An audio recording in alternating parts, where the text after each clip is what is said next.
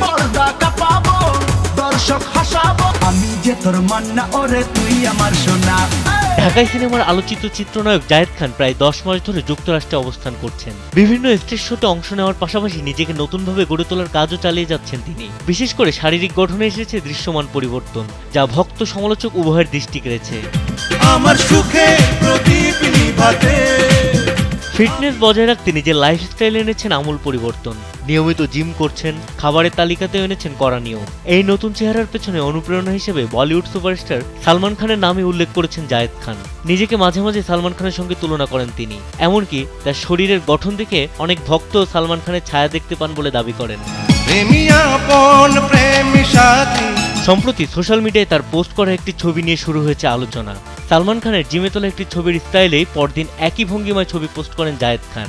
এতে অনেকেই বিস্মিত হলেও অনেকে এই মিল খুঁজে পেয়ে সমালোচনাও করেছেন। নেটিজেনদের কেউ কেউ মজার ছলে বলেছেন, সালমান খানও আজ এই ছবি আপলোড দিল, তার মানে দেখে কপি মারলেন। আরেকজন লিখেছেন, গরিবের সালমান খানকে দেখতে পেলাম। কেউ কেউ আবার সালমান খানের পোস্ট এডিট করে জায়েদ খানের ছবি বসিয়ে জায়েদ খান থেকে অনুপ্রাণিত বলে দাবি করছেন। স্বপ্ন তুমি, সত্যি তুমি, তোমায় ছাড়া মরুভূমি। 2008 সালে ভালোবাসা ভালোবাসা সিনেমার মাধ্যমে চলচ্চিত্র অভিষেক ঘটে জায়েদ খানের।